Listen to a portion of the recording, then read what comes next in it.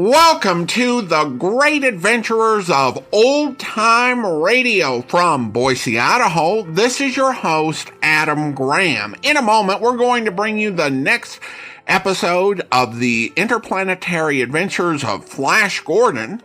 But first, I want to encourage you, if you're enjoying this podcast, please follow us using your favorite podcast software. And I also want to encourage you to check out our other podcast, and I'm promoting The Amazing World of Radio at amazing.greatdetectives.net. If you love adventure, you'll love this year's summer series, which is a summer of Robert Louis Stevenson. Just some fantastic stories adapted to radio for you to enjoy. Check it out at amazing.greatdetectives.net, or just search for The Amazing World of Radio wherever you get your podcast from. Now, from June 8th and June 15th, 1935, here is episodes 7 and 8 of Flash Gordon.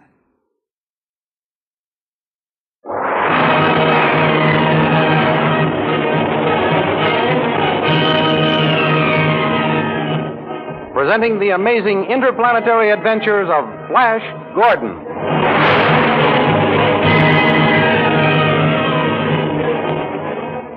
Last week, you remember, King Voltan received a call from one of Khan's lieutenants, telling him of the plight of Flash, Dale, and Khan, and asking for help. Dr. Zarkoff was at once dispatched with an army and some ray cannon to the rescue of our three friends. In the meantime, Dale and Khan planned to obey all orders so they might get the freedom of the palace and hoped to be able to free Flash from the clutches of Queen Azura. For a brief moment, Dale talked with Flash, who, although he didn't recognize her, pitied the beautiful girl chained to the kitchen stoves and promised to ask the Queen to free her. Before he could gain Azura's consent, Tal interrupted the conference with the news that the land was being invaded by the Hawkmen. Azura called out the army and asked Flash to be commander-in-chief. This angered Tal, who wanted that distinguished place for himself.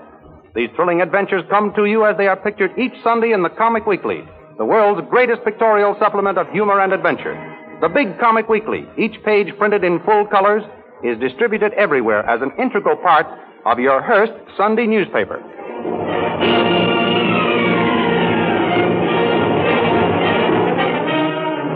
Now we continue the story.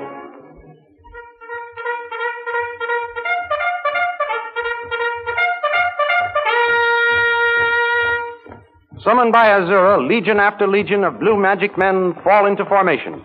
Flash prepares to assume his new duties as commander-in-chief.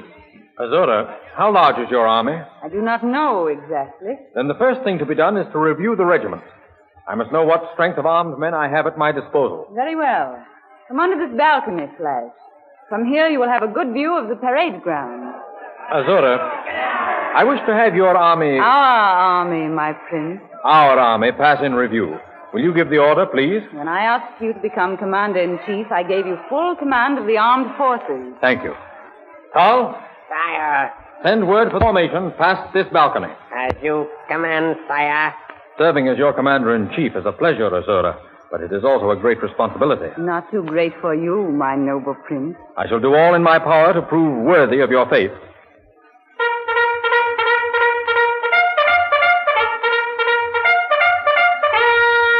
There goes the call to review. See, the First Legion is wheeling and starting this way. What a splendid army. We ought to defeat these Hawkmen, whoever they are. Here comes the finest of them all, the advance guard. And those coming next? What are they? The light magic artillery. But what are those tremendous objects being pulled by the next legion? Those are the combustion ray machines. Combustion ray machines? What are they for? Wait until you get into action. Your officers will show you. You're not only a queen of magic, my beautiful one, but you are also a queen of suspense. What legion is this? The sleep gas. Sleep gas. That sounds like a most formidable weapon. And here comes the Stone Formation Legion. And the ones with the cloaks? The Invisibility Legion. And those? The Camouflage Legion. Who are the ones with the long hair? The Animal Legion. And those men with the peculiar shields? The Transparent Wall Legion. And those machines coming now? The Dissolvo Gun Legion. And still they come. Legion after legion. I've never seen such an army. Have you seen enough, sire? Only about half of our regiments have gone by. If this is only half of the army, Tall, I pity these Hawkmen when I start the attack.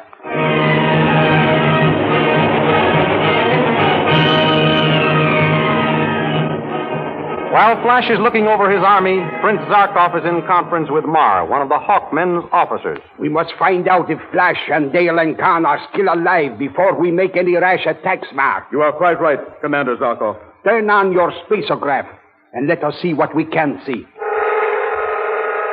Look, Commander. There's a large rock.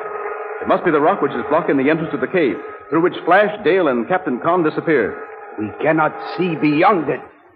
There is only one thing to be done.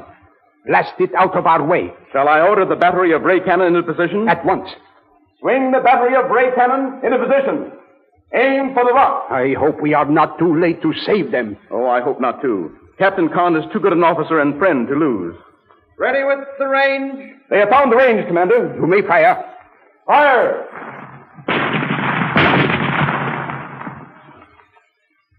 Look, the rock is splitting. That got it. The rock is destroyed. Come on. Let us try the spacograph again. Nothing but haze. The country is well named, Blue Magic Land. Foiled by that witch queen. Mar, there is only one thing left now. And what is that, Commander? Call for a volunteer to go into the territory of the Blue Magic Men and find out the information we wish. Of course. A spy. Commander, I myself will go. No, we cannot spare you, Mar. Send one of the privates. No, Commander. I will not ask any of my men to do what I would not do myself. You are a brave man and a fine officer. I shall speak to King Vultan about promoting you when I return to his palace. Thank you, Commander. Azura has thrown up a protective and impenetrable fog against our spacograph. But we may be able to beat her yet. And how do you propose to do that, Commander? It is simple. Mar, you will disguise yourself as a peddler and gain entrance to the Queen's palace. Well, how? Say that you wish to enter her service. Inside your peddler's pack, you will have a portable space phone. Oh, Commander, you have my utmost admiration. It is the plan of a genius, a super strategist. When you have found out the information we seek, establish contact with me here, and I shall proceed on your report. Very good, Commander. When shall I start on my mission? At once.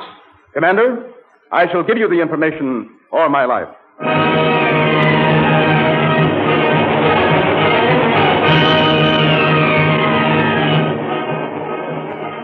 Next day, Tall is called to the gates of Azura's palace to question a peddler who has asked admittance. Who are you? I am a poor peddler, footsore, weary, and hungry. I seek shelter, O noble sire. I am Tall, Chief Magician to Her Majesty, Queen Azura. I bow before you, great Tall. O mighty wizard, let me enter the service of the Queen. You will find in me a zealous neophyte. You are a peddler. Why are you so anxious to change your profession? I can hardly make a living. Soon I shall have to turn beggar. Let me devote my life to being of some use to the Queen. You might be of use. What is your name? Why, Come. if you accept me into your household and give me a new life, let me take on a new name also. Let my name die with my past. Very well. I will open the gate. Bless you, mighty Tall. Bless you. Now, come this way. I will take you to the kitchen and give you food. Oh, yes. You bring some soup to this man. At once, O mighty wizard. Sit down, stranger. Let me take your pack. No. Well, you needn't take my head off. I wasn't going to steal it. I only intended to have it put in your quarters. I am grateful, mighty Tall. But all I own is in this bundle, and I should feel lost without it. Here is the... Look out! Look! Don't spill that soup. That would be wasteful when I am so hungry. Yes, you clumsy fool. There must be no waste of the food around here. You know what happened to the girl when she dropped her tray in front of the Queen? I ask pardon, O mighty Tall. It was my anxiety to please that caused my hands to tremble. See that it does not happen again, slave. Eat your fill, stranger, while I go to find out where Her Majesty wishes me to put you. Mar. Shh. Someone may hear you. Oh, you are safe, Captain Khan. Thanks be to Ta'o. Yes. What are you doing here? How did you get here? Where are the rest of our men? One question at a time, Captain. I was sent here by Prince Zarkoff to find out what happened to you and Flash and Dale. Where are the other two? Dale is at the other end of the kitchen, chained to the stove. And Flash... He is not... No, he isn't dead. Oh. But drugged. He doesn't recognize either Dale or me. Azura has cast a spell over him. Oh, if I were only free. Don't curse your fate, Captain Khan. I'm here to help bring aid. How can you? Once you get in here, they never let you out. I don't need to get out in order to bring aid. What do you mean? In this bundle, I have a portable space phone. Over it, I'm going to report to Zarkoff everything I find out. Then hurry and send a message.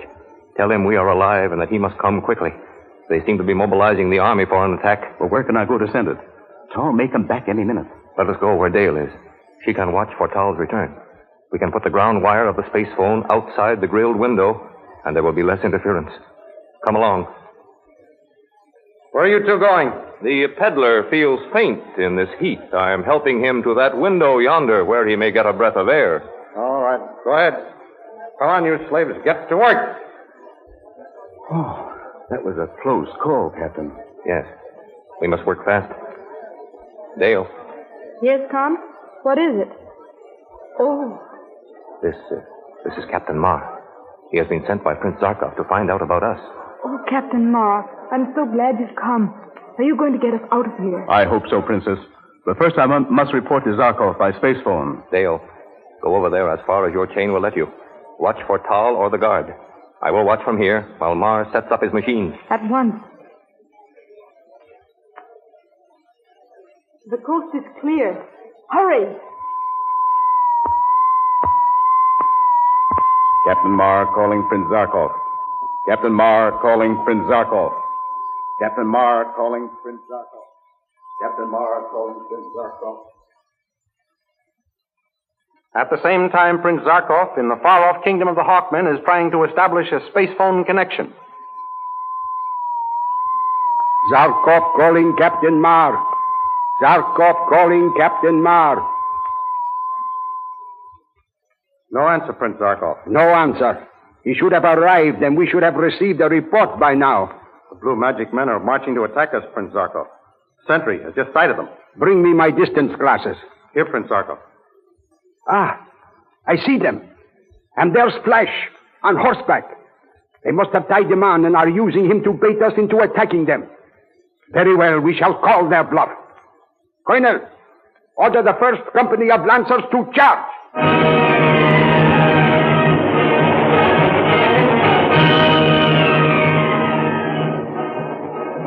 The first Lancers, the greatest flyers in the Hawkmen army, circle to a dizzy height and at a signal from their leader, fold their wings and dive for Azura's army. Down at the head of the armed blue magic men, Flash and Azura watch the diving Hawkmen. Here come the Hawkmen, my prince. I see them, Azura. I'm just wondering which battery I shall train on them. I suggest you use the guns of the combustion ray machine. What will happen if I do? Order them used and see. Very well. Hawmen, swing the combustion ray guns into action. Take position.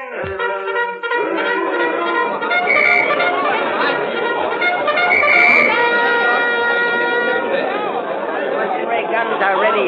Fire. Ready? Then fire. You may fire.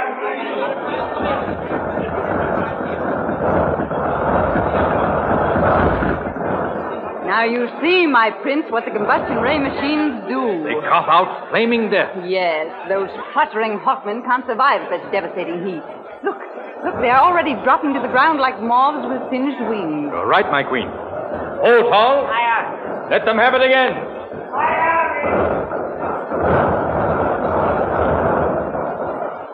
enemy are dropping like flies, sire, under your attack. Good work, my prince. Those men creatures will be easily subdued when we can bring them down to earth, Azura. Be careful you don't kill them all, Flash. Remember, I'm always able to use a few more slaves. My beautiful Azura, I shall conquer these gnat-like intruders and turn them over to you to do with as you will. How brave and strong you are, my prince. I'm not doing this as proof of my strength or my bravery, Azura. I'm doing it as proof of my devotion. Ah, you do love me, then. If you do not already realize that, my gorgeous queen, you will when this battle is ended. You will see. Death for the invaders! Fire again! Fire again!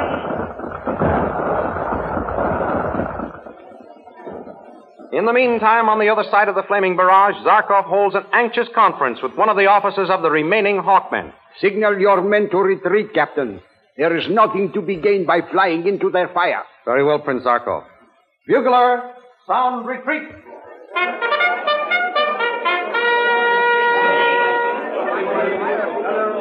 What are we to do now, Prince Zarkoff? I do not know yet. What can have happened to Flash? We tried to rescue him, and he seems to give the orders that mow our men down. Yes, I could swear I saw him raise his arm and give the signal that brought this sea of flame pouring on us, Prince Zarkoff. Can he be... Oh, no. Can he be what, Your Highness? I dare not even whisper the thought, Captain. I must know. I must be sure before I breathe a word of my suspicion. If I may suggest, Your Highness, something must be done about our own safety. These flames are sweeping this way. Soon they'll engulf all of us. The flames? Oh, yes. Lead the men into that tunnel yonder. That tunnel? But, Prince Zarkoff, there's no way in which to throw up a barricade to close out the flames. Leave that to me. Order those turbine thermostats roll just inside the tunnel entrance. But they will not completely close the opening, Your Highness. Oh, if we only had some stone. What? Stones to let them become heated and roast us all? Do as I say. I will keep the heat out. You will never feel those flames. I have a way to fight them until they die out. May I ask you how, Your Highness? Are you so stupid that I must draw a blueprint of my plan of defense? Oh, very well then, if I must give you every detail. Into those turbine thermostats I will put this chemical powder, made from a secret formula of my own invention. When we are all inside, I shall turn on the turbine thermostats and block the tunnel entrance with a wall of solid ice.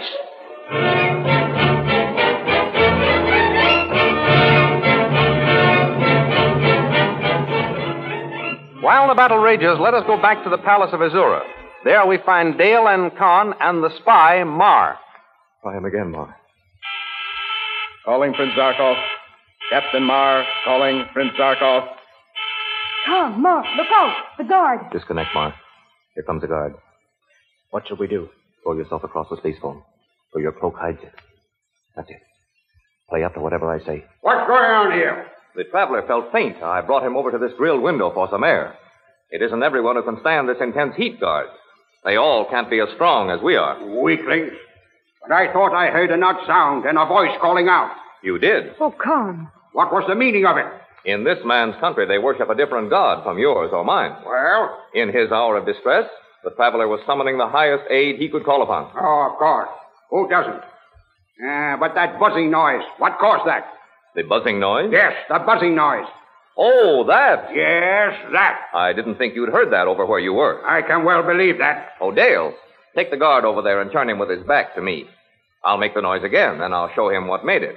I'll wager he'll be surprised. Yes, Khan. Yes, of course. Come over here, guard. No tricks now, or you'll taste my electric whip. Mar, turn on the space phone. Stop when I tell you. Then when I nudge you, turn it on again. Very well, Tom. Now. Well, guard, was that what you heard? Yes, what caused it? Look, in assisting the traveler, my manacle touched the stove. Like this. By the gods! Watch out from now on, slaves. You may accidentally get electrocuted. Before we can do it ourselves. Oh, that was quick thinking, Captain Khan. Oh, Khan, you are wonderful to get out of that situation. I thought you took an awful risk in admitting the guard heard a noise. To have denied it would have been foolhardy. If you're going to deceive someone, stay as closely to the truth as you can. Thanks, I'll remember that. But there's one situation I can't handle so easily. The one we're in. This space phone isn't going to work.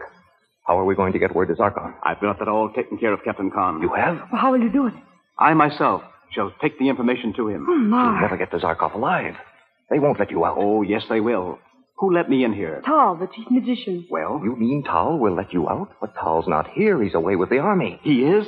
Then that makes things all the easier. Careful, Mar. These men are devils. They have powers and methods never seen before. Do not fear, Princess. Tal was the only one I spoke to about getting in here. I saw to it that we had a private conference. So? So nobody will doubt my word when I say that I was to join Tal after I'd rested. It may work. It may. It may. Oh, it will. It must. Mar, Yes, Princess. see that no harm comes to Flash.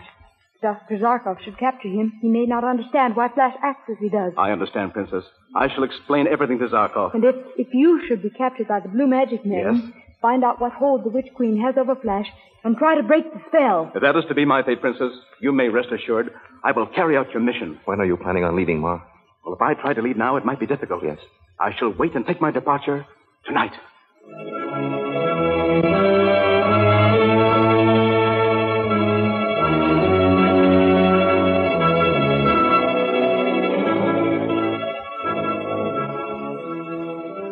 Leaving our friends for the moment, let us return to the tunnel where Prince Zarkoff and his Hawkmen have withdrawn to escape the terrific heat of the combustion ray machine. As the Hawkmen fled into the tunnel, Flash and his officers pursue them, only to be brought up short at the entrance by a wall of solid ice, which Zarkoff had miraculously formed with his secret chemical formula. While Flash and his companions reconnoiter outside the entrance to the tunnel, Tal and Azura remain behind the line. Of course, if your majesty knows best, but if my advice were asked... I am not asking your advice, Tal. Oh, of that I am well aware, your majesty. But must I take the liberties of an old and faithful retainer? Mighty queen, do not let your personal feelings entrap you. My personal feelings? What do you mean? Your majesty has taken a fancy to this young unknown... Tal. Oh, I mean no offense, your majesty. As a consort and companion, the youth is without criticism. But is he the best thing for our fair land? You mean, will he make a good king? If your majesty thinks of him in terms of king, I mean, will he make a good king? I am very sure he will make a good king, Tal. Your majesty was also sure of Locke and Gome. Ah, those two. How can you be sure of one who is not even sure of himself? Flash has protested his love for me day after day. Why, even when the attack began, you heard him say he was repelling it, not to show his bravery or his strength, but to prove his devotion to me. I was not speaking of his personal assurances, your majesty. Well, of what then? Of his ability to handle the legions at his disposal. When the attack began, did he not confess himself to be in a quandary as to which battery he should train on them? A careful general always surveys his position. But he makes up his own mind. Your new commander-in-chief relied on your advice, your majesty. And wasn't it good advice? Oh, there is no better judgment in our fair land, your majesty. Then what is your point, Tal? What is it you are trying to say? Why have a figurehead in charge of our legions? Figurehead? You can't have a commander who can handle situations as they arise. Why don't you take charge yourself? Ah, I see it now. You want me to demote Flash and appoint you in his place. If your majesty feels that perhaps an older and more experienced man, and especially one of our own people, could serve better, why, I should be delighted to accept the honor, your majesty. There is some reason for this diplomatic move on your part. What is it? Are the men rebellious because I appointed Flash instead of one of their own number? I am no bearer of gossip, your majesty. What others may think is their own business. If they wish to let you know their feelings, they have ways and means to do it. I speak only in your own interests and with the liberty of your major domo. I do not doubt your word, Tal, but I think you speak one word for me and two for yourself. You honestly think Flash is incapable of making decisions for himself? I do, your majesty, I do. You have a chance to witness that for yourself. Our enemy has taken refuge in a tunnel and blockaded themselves with a wall of ice. Your commander has gone to look over the situation. When you would have charged with full forces and gone in after the enemy. I see. Your majesty, I am not trying to go behind your commander's back unfairly, no. I have given you my plan of action. Here he comes now. Hear what he has to say, and choose for yourself which ought to be at the head of the Blue Magic Army. Well, my prince, what have you to report? My beautiful queen, we found the enemy barricaded behind a wall of solid ice. There is only one thing we can do. And that is? Charge with full forces and go in after the enemy. You hear, Tall? You hear what Flash proposes? Yes, I hear, Your Majesty. Come, Azura. Together we shall lead the charge. All men, for the attack. Follow me!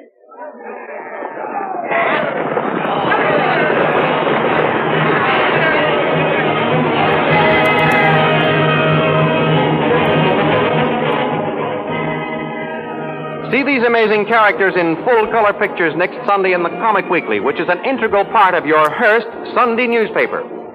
Here is some news for you. Next Sunday, the famous full-page Comic Weekly will replace the tabloid with better and larger pictures and more easily read captions.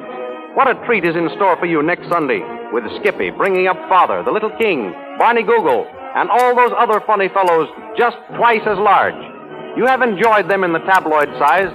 How much better you will like them in the full-page Comic Weekly. Be sure to get the new full-page Comic Weekly with your Hearst Sunday newspaper next Sunday, and enjoy a half-hour's good, clean fun with the foremost merrymakers in the world of pictures. And don't forget our date next week at this same time for another thrilling chapter in the amazing interplanetary adventures of Flash Gordon.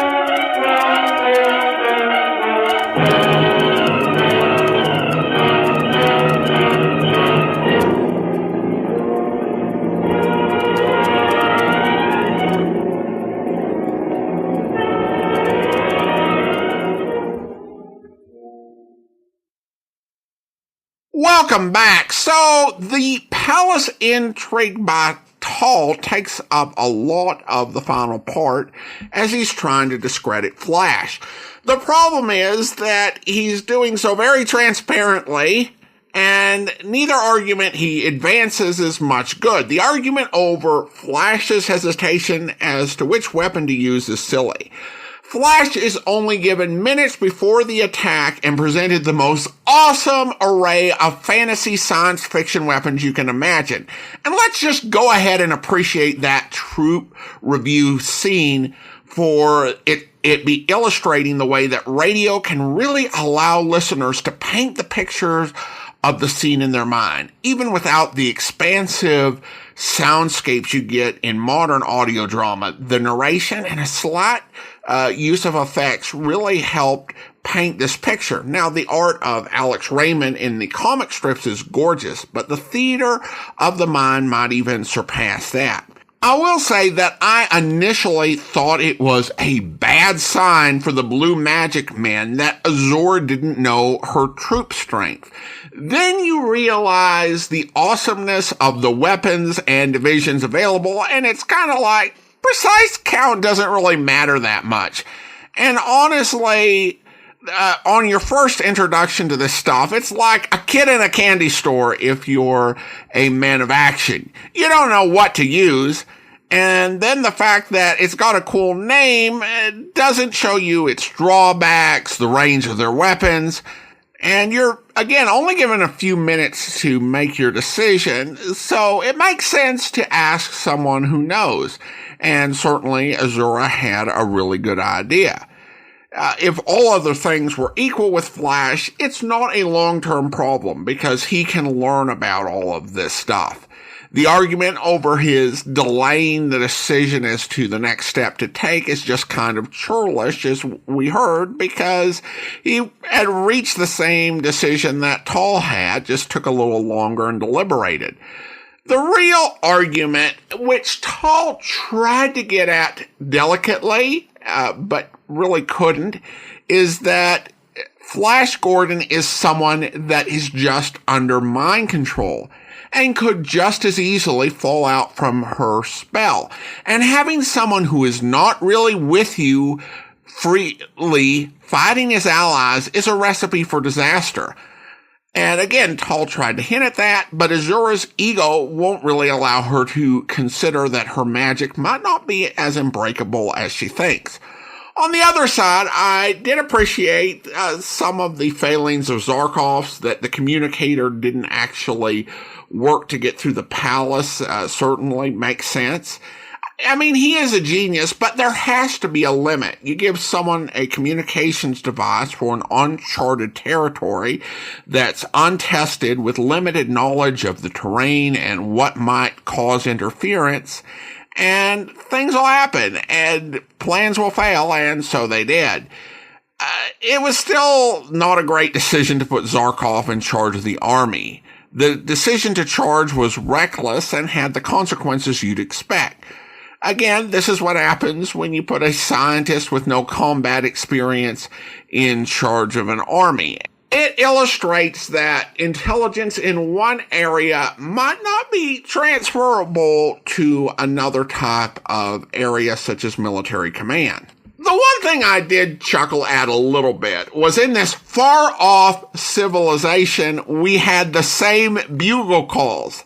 In fairness, it's hard to get away from Earth culture. Even when you're writing a culture that's not alien or connected to the Earth in any way. I mean, you can pretty much get away with a whole range of stuff if you're writing a story about somewhere where Earth people have colonized, but it's a bit discordant when you're at a place that has no relationship in its civilization to Earth and you see things that are from Earth. But again, if you write it so alien, it becomes hard for the audience to relate. One programming note, I'm continuing to go through old-time radio adventure programs. There are several that I've not listened to in great detail, and evaluating whether they'd be good fits for the podcast. I just did that with Speed Gibson of the International Secret Police, and that is one that we are definitely going to do in a few years. I listened to the first 6 episodes. I really enjoyed it, and it does have a solid reputation in the old-time radio community. I don't know for sure when we'll get to it. Between Flash Gordon, Buck Rogers, and Tarzan, schedules for this day are spoken for at least a couple years out, and I've been planning to do Space Patrol after that. So we'll have to see how it works in, but Speed Gibson will definitely be part of our plans. All right, well, now it's time to thank our Patreon supporter of the day. And I want to thank Rachel, currently supporting the podcast at the Shamus level of $4 or more per month. Thanks so much for your support, Rachel. And I should add that with us doing the Adventurer podcast, I should think up a name for the tiers that's more adventure themed.